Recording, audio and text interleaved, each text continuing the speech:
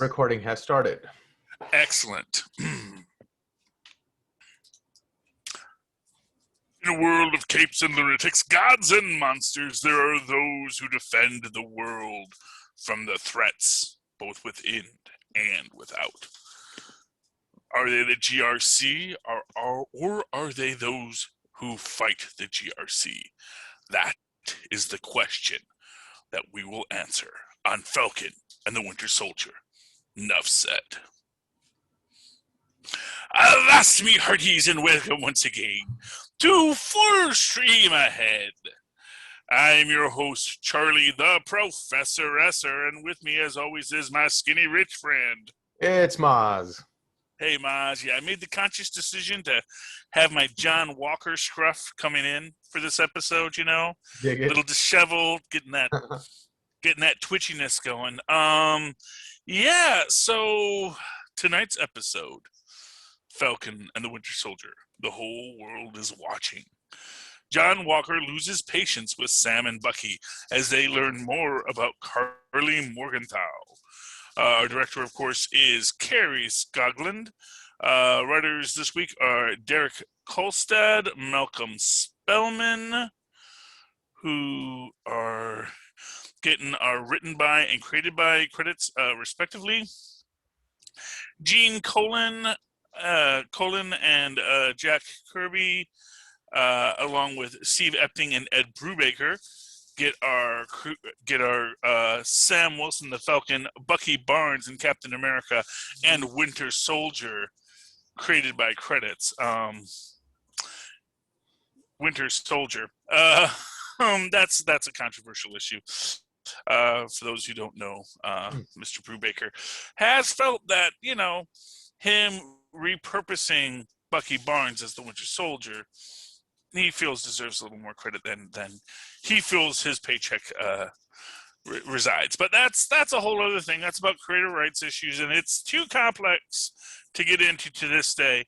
I got to tell you, what the comic book industry needs is WGA to organize the big two comic book companies, since they're both part of Warner's and Disney, which already has WGA contracts in place. They need to embrace that, see that is a growth area for fiction writing, and really unionize that organization of that industrial writing. You know, it's what they need to do. Anyway, but that's a whole other bag of hammers. Tonight's episode, let's see here.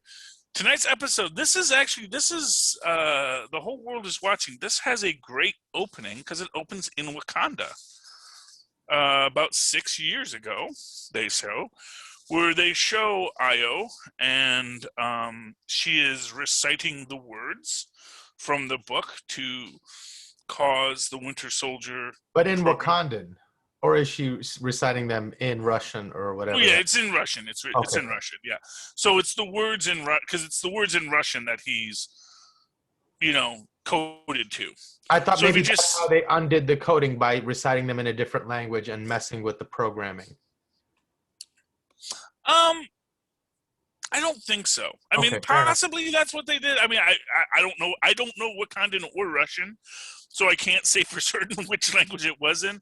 I presume it was the Russian, and I'm sure you could go back and see if it matches what Zemo said in Civil War if you had the time in the trolley to do so.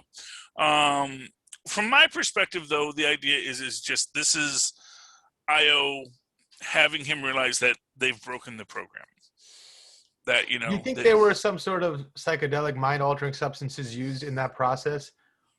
Oh, I wouldn't put it past anyone. You know, I mean, for what it's worth, you know, when you're trying to break down someone's mental constraints, defenses, yeah, you're gonna have to deal with that kind of stuff. But you see, you know, and you see him crying there because he feels he is finally free, and that's like the first time he's ever truly felt free. Although there's a scene that happens later this episode that kind of reminds Bucky, you're still not trusted. And that is, I think, one of the that is a bit of hurt that he gets in this episode later. That is, you know, why I think he is always going to be having some difficulty healing. But anyway, It's let's get also to something he knows about himself, though, because that's why he's never been compelled to pick up the shield himself, because he knows he has his flaws and they'll always be a part of him. So, I mean, I don't think it's anything that he's not aware of. Well, I don't know, but and for those who are wondering, there is a scene where basically they put in the cheat code on Bucky's arm, the Wakandans, when they get into a melee later, and his arm falls off. And he did not know they had that ability to do that. And it immediately opens up this reality, like, okay, they removed, it's sort of like the idea that, they removed the programming, but do I know that they didn't put something else in its place? Am I truly free? Is the question that Bucky... Yeah. See, that's why that gets a little darker from Bucky's perspective. Because that is where... I still don't know all of me. Exactly. And will I ever be free? Because am I now just an agent of Wakanda? Even is the White Wolf just now Wakanda's weapon in waiting? And that's the fear for a guy like Bucky, that he could go back to it. And hey, as noble and as trustworthy as the Wakandans are, he also, knows that they're a separate country. And they're just people. I mean, like, what's his name? Killmonger was once a Wakandan. Yeah, and to be fair, there is that aspect of it. There's this, when we have the confrontation between Walker and the Dora Milaje, where he says you're kind of out of your jurisdiction, and the Dora Milaje basically say our jurisdiction is wherever we happen to find ourselves, which is, it's an interesting statement, but also a wrong statement. Because essentially that is saying we can go where we want to, we can do what we want to, in a very imperialistic way. And while there may be truth to it, within the larger diplomatic community, that's not true. They can't go wherever they want to. They can't do whatever they want to do because... Isn't that sort of speaking to what Zemo was talking about, how, like, power corrupts, and when you have either it's the idea... or super technology or it always leads to this sense of superiority and that power over others. And no one is immune from it. He's not wrong. He is not wrong, but, as I always say, that he's not wrong doesn't mean he's right. It's sort of like Thanos, when you realize that there were these positives for the world. Right. Nor am I implying that. I'm simply saying it's interesting observation that in that he is right. Except Captain America, Steve Rogers was the only one to sort of beat it, I guess. The statistical. What it is Steve Rogers. And that's the thing. It's like if you actually gave Sam the formula, I think he would be like Steve Rogers. He would be the guy who does stop and ask the question. Right. And because that's the thing. It's like when she makes that statement, that the move you make isn't put your hands on the Dora Milaje. It's that you respectfully and politely say, well, I understand your perspective. You must also understand that Wakanda is not an isolated kingdom anymore, and that there is a complex diplomatic structure that has to exist for any of us to safely and responsibly commit our, do what we need to do. You wish to recapture Zemo. Certainly, we all have Zemo under control. What the question becomes is, how is Zemo best used for all of our ends rather than getting into this fight? But John Walker's not a diplomat. He is a good soldier. In fact, he is arguably a super soldier. They gave him the shield because they did not have the serum. But he was as close to an actual super soldier as they could find. A guy who could strategize militarily and hold his own in just about any fight, and be the guy who could be that 3 Medal of Honor winning hero that they thought of when they thought of a guy like Steve Rogers. A few episodes ago when Bucky says, "Would you throw yourself on a grenade?" and he says, "Yes, I've done so 4 times." There's this thing I do with my helmet, so it takes the brunt of the blast. But but it's this thing. It's like, yeah, of course I've thrown myself on a grenade. I've been in battle. I've probably been in more battle than Bucky or Steve had. When you actually think about timelines and how long both of them were active in World War II, and and you can imagine that there was maybe a bit longer, but then again, Bucky goes into the ice also first, so there's a lot going on in that story where John Walker might really have a lot of actual battle line experience. But even then, it's like when you believe that the core of who you are is not good, it's hard to accept a position where you're expected to be that. Like even the Medal of Honors and all these accolades that he's received, he knows he doesn't deserve them. He knows that they're not actually a reflection of valor or of honor. These were dark things that he did in his mind. He doesn't believe that he deserved them for doing something good. Well, it's the reality of being a decorated hero. And to put it too simply, I am certain Steve Rogers has made that statement as well, where, in war, we do things that we do not necessarily, we're not proud of, but they were what needed to be done. And the reality is that the problem is that the fact is when you come home and you get applauded for that thing, because, for what it's worth, yeah, you saved people's lives by taking actions that took other people's lives. Right. And that is very hard algebra to work.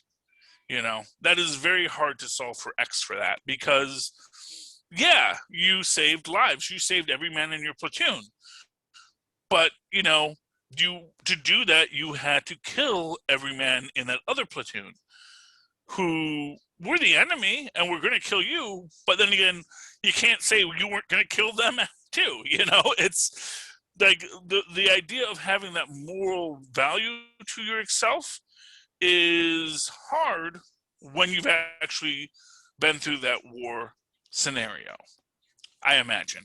Obviously I am not a person who has ever been to war, and so I can't say for certain, but I can imagine from having spent many times in many bars speaking with many people who have been through many things, I feel for their first person experience on it, and I understand it's a complex thing.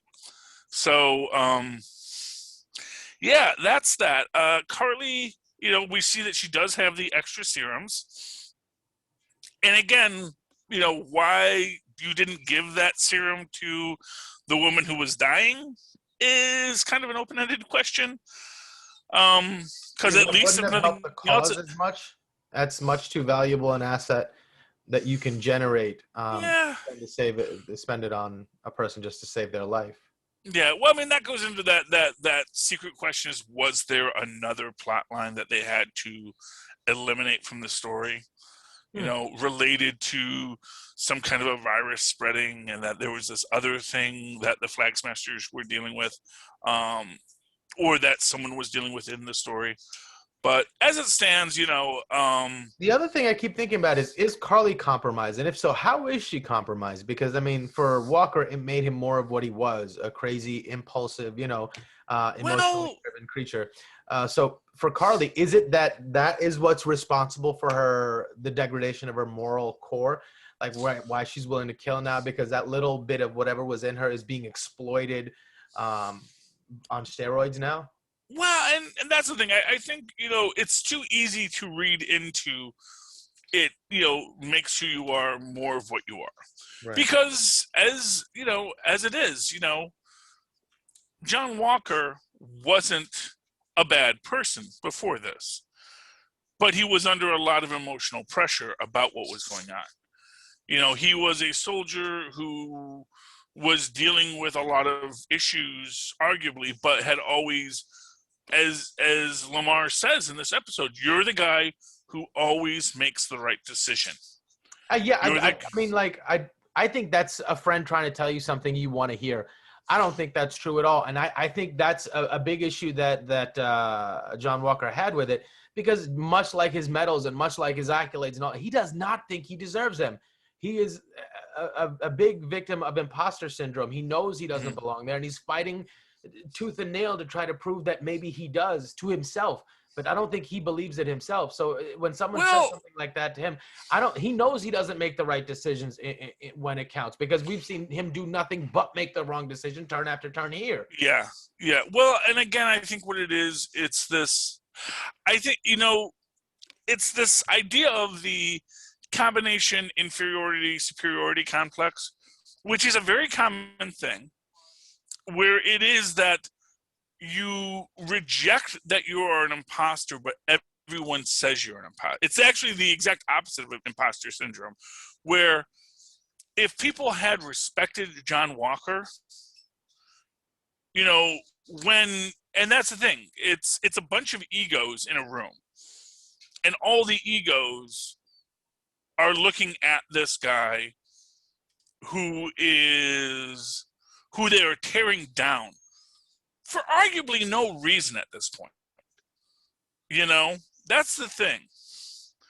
They could have at any time worked with John Walker and said, okay, look, we do our thing, you do your thing.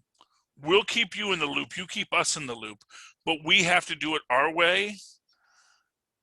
But when we reach out to you, you can come in and we can work together and solve this problem together. We can, and for what it's worth, that's probably what Steve would have done.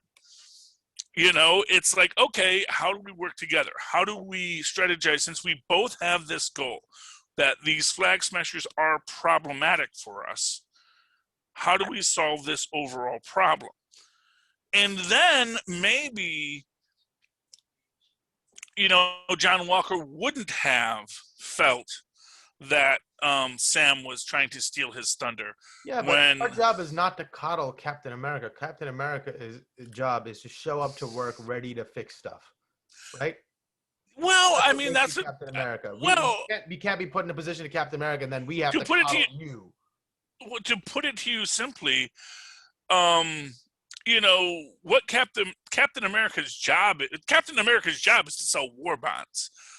And Steve Rogers made it something more than that. So from within this structure, it goes into how you approach things.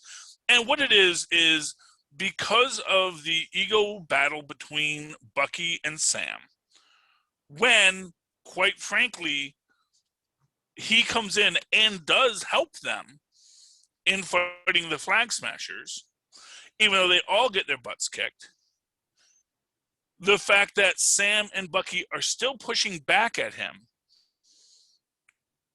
because, and it's kind of the, when Batman 89 came out, there was this kind of thing where Adam West made this point about, they didn't even ask me. They didn't even ask, but more to the point where they didn't even ask me to be a part of it. They didn't recognize that I had this legacy, and, he probably thought he could have done. He probably wanted to do that Dark Knight's Return story as the old Batman, but he felt really hurt that no one even asked him. And right now, but at the same time, there's a reason they didn't ask them. Now, right now, Bucky and Sam are maybe feeling that like they didn't even ask us, but at the same time, neither of them wants it.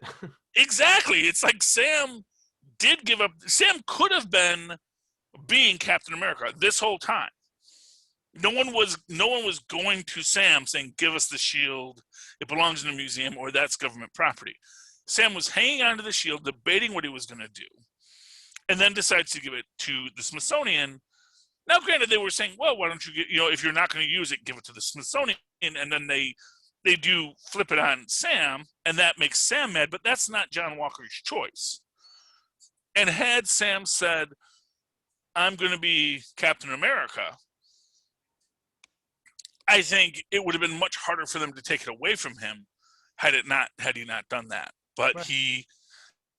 that's the thing. I still have a lot of sympathy for John Walker, Sure. even after this episode, Yeah. because this Because, episode does have, yeah, perhaps the error, or perhaps where my frustration with it lies, is not with John Walker being John Walker, but the people who knew John Walker was John Walker and putting him in this position. That's where the fault lies, and that's where my anger is aimed.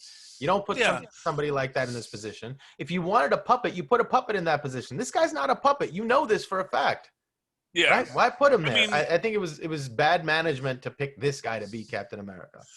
yeah, it's a very, yeah. Basically, it's a rule by committee, and it's honestly not too different than how John Walker got to be Captain America in the first place, where there was this whole debate, and there was this question of, you know, who is this guy? You know, how do we find someone who can live up to it?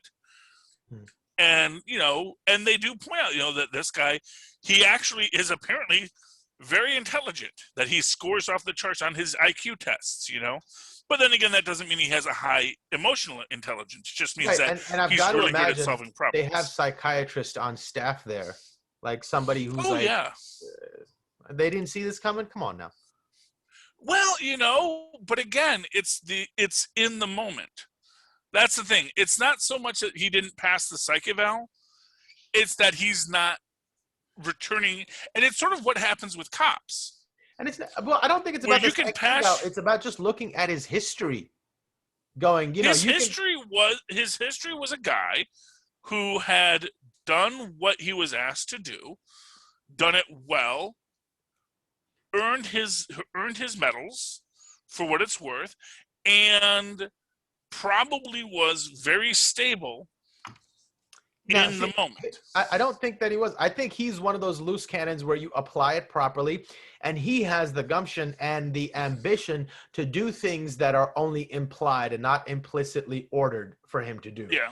So that kind of guy you can use, and you know he's going to do things that you can't order him to do, and you know that's the kind of guy he is, and that's why he gets the job done, and that's how he gets the job done. To know that, and then to put the guy in this position, I think is really short-sighted.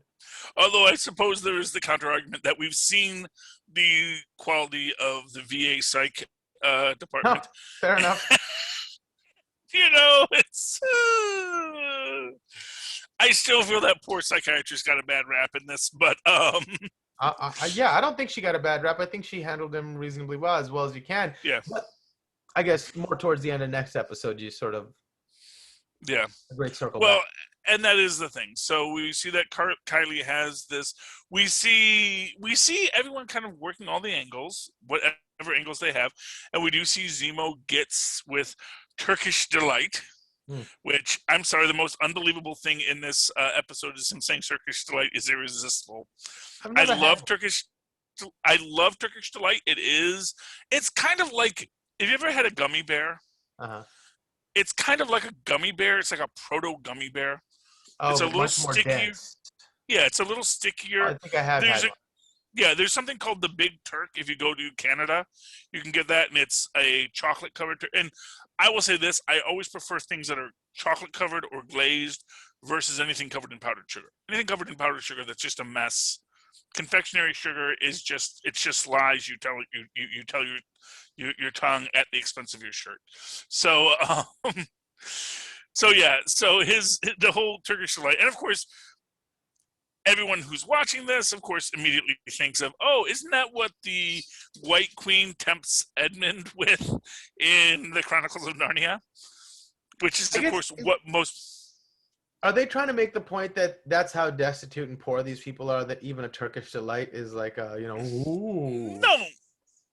It's meant, I think it's meant to show it's a weird European kind of candy. Gotcha. That And again, like I said, I get the feeling that is meant to be a very direct callback to The Lion, the Witch, and the Wardrobe. And again, to show Zemo as this manipulator and this person who is tempting children with candy, which works. He presents himself to the children. He gives them candy. They tell them their secrets.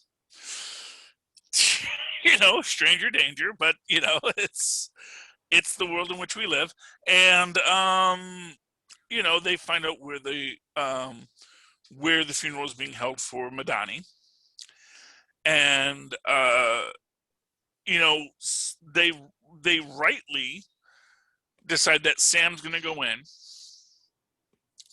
and try and work this out. He's got 10 minutes to do it. 10 minutes to, yeah, which is like, we have buttons we can press. I can signal you.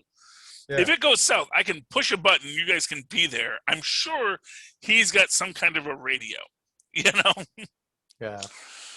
I'm literally John Walker telling you his psychological issues. He goes, I have about 10 minutes worth of sitting still in me. Otherwise, my ADHD kicks in, and then my panic attack goes off, and I have to punch something.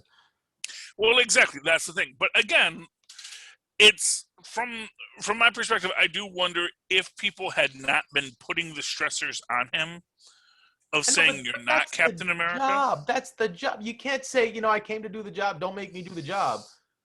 Well, no, the job is to do the job. It's sort of like, it's basically, he is a guy who he's used to doing his job, and then he wound up in a very toxic work environment.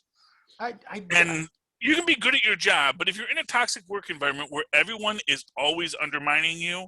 No, I understand, but you're a grown adult. You're a man. You're a soldier. You're like, yeah. No, I mean, train you to the point where, like, do your job, get it done. You have to deal with different personalities. I don't think that's an excuse, or at least a viable one. Well, but again, he's also a soldier who's now working outside of a chain of command. And that's the other aspect of it, which is that, yes, in a chain of command, everyone would have a ranking and everyone would have a spot to do.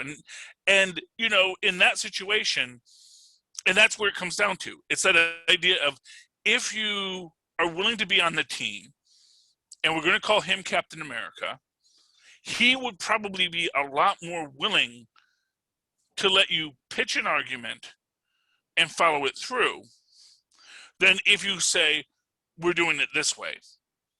Yeah, but they're like, you do whatever you have to do. We're going to be over here doing our thing. Stop bothering us.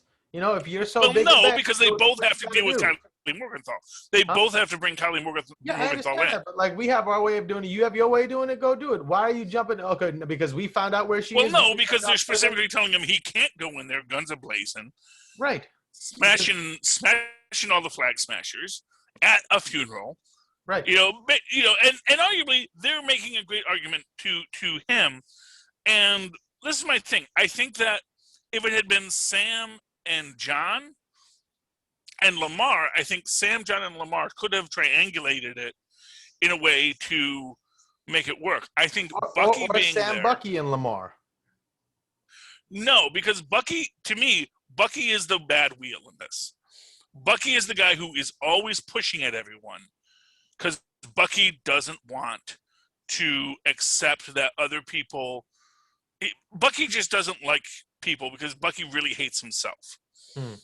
And that's the thing. It's like, I think Lamar and Sam both can occupy this really positive place where they can look at things and negotiate and talk to their kind of high-strung partners. Right. They can be the cool water on the high-strung partner. They can be the Riggs to their Murtaugh. Right. Now, if even Lamar, the guy who loves you so much, he's willing to lie to you and tell you make good decisions, is telling you, hey, buddy, this is a bad decision. Again, I think Lamar actually does believe in John Walker. I don't believe that was false. I think that within their structure, his decisions have always been good. And the problem is that because he's not in that structure anymore, they're not in a unit anymore. Right. And somebody should have known better than to put him in this position. They should have given him a whole. Honestly, they should have given him his whole howlers. Because in the books, he actually has there's actually 3 people in his group. And had they had right wing, left wing, and Battlestar, or the bold urban commandos, if they'd even done that storyline, and you had just the 4 people with Captain America, that might have actually been a much more Yeah, no, I'm viable option. If but we have yeah. to make these consolations and ideas, then that's not the candidate for us. Yeah, well, and fair enough. But then again, there probably isn't a candidate for us, Oh, yes, That's there kind of is. maybe the point. Right. What? No, yes, there is, though. It's Sam. Well, yeah, Sam Wilson, but he didn't want it. That's the thing. Right. It's like, again, it gets down to this idea that if Sam had wanted it, yes. And it's the I same think thing, people like Sam at the end watching, John Walker do his thing. It reminded me of Spider-Man and Uncle Ben. It's like you have this power and you have the responsibility to bring it to bear. Otherwise, bad things will happen. Inaction is just as bad as being the bad guy. Exactly. And to get to that point, so essentially in this moment after the funeral, Sam almost has Kylie he has her on the ledge, has her coming in. And that's when John breaks in because his 10 minutes are up. And, that's when it all goes south because it's, you were just delaying me to have your backup show up. It's like, no, my backup was waiting out there the whole time, which is not a good answer, but it is the reality. It's like, and, at that same time, Kylie is the one who is also very unstable. And we see that because this is where she's like, these people are just road bumps to my goal, I'm just doing what I need to do. And it is bad. It is bad, and they should all feel bad. But the other thing that's interesting to me is we have pretty decent modern technology. I think if their first thought would have been like, we can still save him, they probably could have saved him, but they're just like immediately giving in to like sadness and no. Lamar? Yeah, like they've been able to Lamar's save people in worse situations. You don't know the level of the damage. That's what I'm saying. We don't know. Let's at least find out. There's always a hope, but nobody had that thought. It was just like, okay, we've decided he's gone. Well, what it is they're in the middle of a firefight, and I know, but everybody stopped, and they're like, I think we messed up. Well, everybody ran. Yeah. And then you got to go give chase. You can't let, sadly, you can't let your fallen comrade mean that they go unavenged because you're, when you don't have the ability to assess that. And what it is his heart stopped because we do see that he does check for a pulse. His heart stopped. He's dead. And when Lamar dies at the hands of Kylie Morgenthau, the other guy was holding Cap back. Right. So you say, when he says, it wasn't me, well, it kind of was you. To be fair, and that's the thing. It's like, everyone's like, he was just an innocent. It's like, well, no, he was the guy holding Cap back. Right. He was the guy who prevented him from saving Battlestar. And not incidentally, like that was the intention in holding Cap back. Mm-hmm. Oh, yeah, and for what it's worth, all the jokes about all the knives, the Flag Smashers were there to kill everyone in that room. They were not messing around. They were using, probably could, and did they use guns? They should have used guns, but they were to mention all the innocent people they killed in the last episode. Exactly. These people are trying to kill, and you can't say, well, we kill, but, for our cause. Well, except you can, because that's what everyone who kills for any cause is. Every cause often has people killed.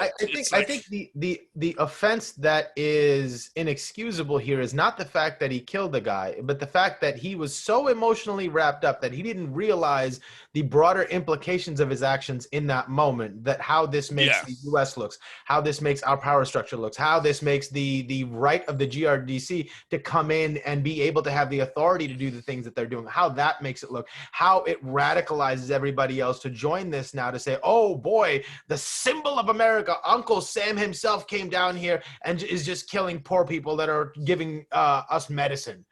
Right? You allow that narrative to be, that you don't have that foresight in that moment, that you're not able to fight your emotions and manage them to a level that you can make good decisions. That's the mess up that I think is inexcusable here. Yeah, and that is where, again, as you said, that's why John Walker is not a good man for this job, because he is not thinking on that level. And though, that's always that secondary aspect of all things. When you talk about the super soldier serum, and for what it's worth, I don't believe Nagel's super soldier serum is a good super soldier serum. Right. I think Nagel is ignoring it's like the Johnson & Johnson vaccine. Or Johnsons and Johnsons. Yeah, but it is this idea that the guy Nagel is so certain of his own intelligence. He's like, I did what no one else did, and I did it without all the gadgets and things. It's like, did you not think that those might be important? I mean, what exactly did you create? Because we do see again, I think Kylie Morgenthau might have been a Steve Rogers with the proper serum. I think John Walker might have been a Steve Rogers with the proper serum. I think that if you can control for who this person is, control for the environment, these people could have been the right candidates. Yeah, but you could say that about anybody. You could say Jeffrey Dahmer would have been a nice young man if he but at some point you got to. Well, maybe he would have. If he had on them.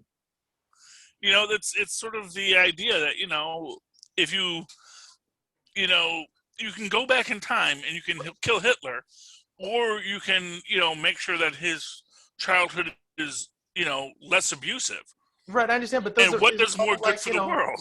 Fantasies of an ideal world, like trying to ignore what the real world really is. That's all. Yeah. That is the impetus behind these kind of thoughts. It's like at some point you have to deal with what's in front of you and say, we got to make the right decision, not lament how, it was my fault he hit me in the face. I shouldn't have talked back to him. That's all this is. Yeah, and without a doubt, John Walker made the wrong decision. And John Walker is throughout this entire presentation the wrong person for the job. And as you'll see the memes that do the comparison where every time someone asks who Steve Rogers is, he just says he's Steve Rogers or he's a kid from Brooklyn. He never introduces himself as Captain America. Like the only time he actually does is when he's doing the PSA. Right, and he's like, right. Hi, I'm Captain America. And so, but to give the straight dick to the kids. And it's a meme. It's a meme. Okay. Oh, man. But just the idea of just giving that honest truth to the kids, rapping with the kids is my chair backwards. 23 skidoo. But that's the only time you ever see Steve Rogers do that is when he's doing those PSAs, which goes back to that old gag when he was a propaganda tool and he was doing his little marching with the film version of the Howlers before the Howlers even were a thing, so that's that's a fun way to look at it, is like he is obsessed with the rank and he sees Captain America as a rank. Right. And he expects that rank has privilege. That right. rank demands respect from those without the rank because that's the chain of command. But he's, again, that's the main flaw. He's looking at it from the wrong perspective. The rank also brings responsibility. What is your responsibility to the people you are, enlisted to serve? What is it? He's not thinking from that perspective at all. He's simply thinking, gimme, gimme, gimme, gimme, gimme. This is what I'm owed. But, well, you got to earn it. Put it. So I don't think at a very base level of a person's thinking and their heuristics and how they make decisions, I think he's got a bad batch of code in there. Yeah, I think you're probably right on that. All right. So that poor guy who, always thought it was great, Captain America as a concept when he read the comic books and his grandpa fought Nazis and, Yeah, but you're talking about the Flag Smasher, right?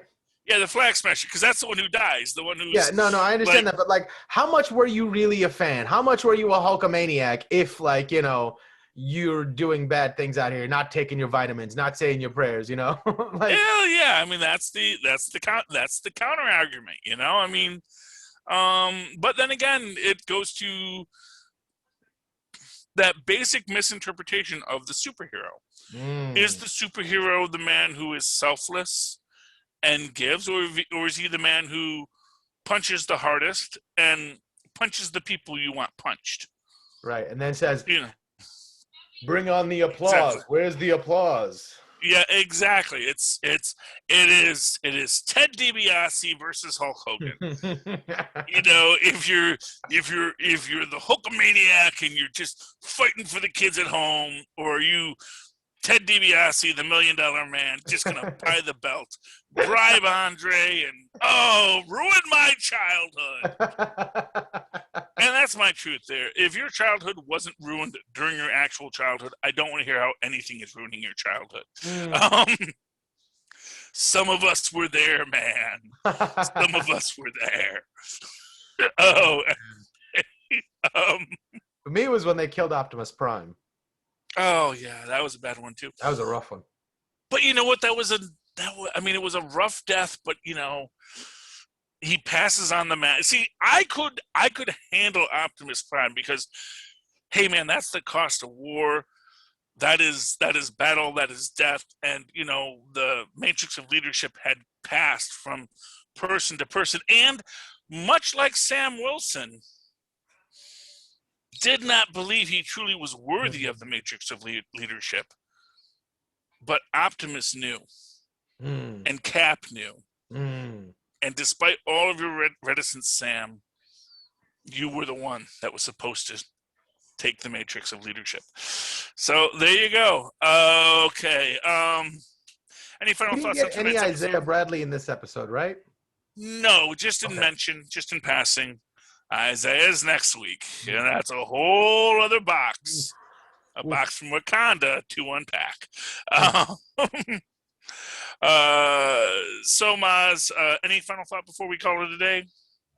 No, this is a really good episode, a really deep episode. Some great. They're all good episodes, and it is great that I love and that's the thing. It's like, even if you want to say, there was another plot and there's some stuff that they had to fix in post, it's like, yeah, but it holds together. Yeah, what is there? I think is worth it. Yeah, I think that much like WandaVision, I think that there was a lot of stuff that got left out because of the situation where they really couldn't expand or explore it. And they were smart. They didn't try to force it in. They said, no, we can't do it right, so don't do it wrong.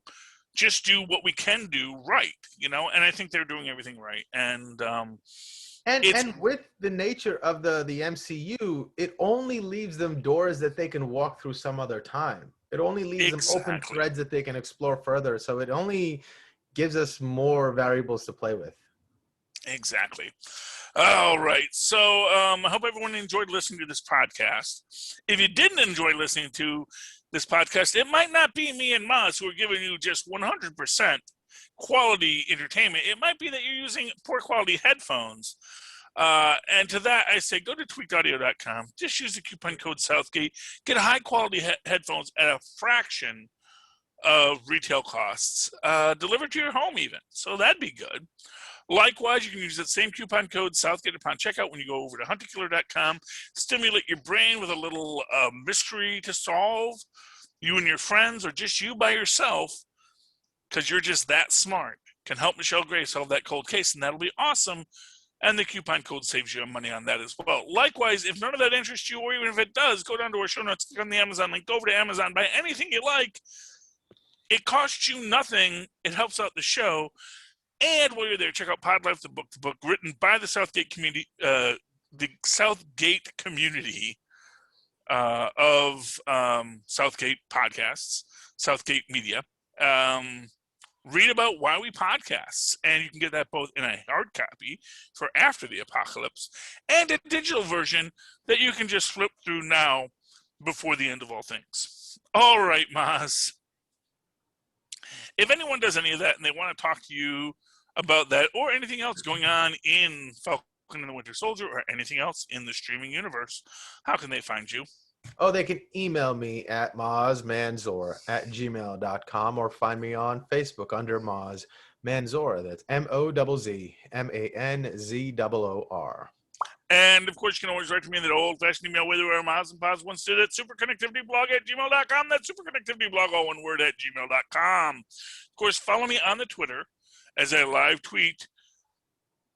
Nothing at the moment, but eventually maybe Powerpuff Girls with Chloe Bennett at Charlie Esser. That's CHARLIE. Yes, SCR. Look for the 2 E's in the middle. For quality. Bing. Thank you, Mozz. Ladies and gentlemen, this has been another episode of Nuff Said. We hope that you have been enlightened by our wisdom. And always remember, when the GRC comes to relocate you, say no, you relocate. Enough said. All right, yes, scurvy landlubbers, you've made it through another episode of Full Stream Ahead. We hope you've enjoyed the cruise. Come back again next week as me and Raz, me first mate, once again sail full stream ahead. Arg. All right. So we'll save give me this. 5 minutes. I'm going to go make some coffee and I'll come right back. Sounds great to me. All right.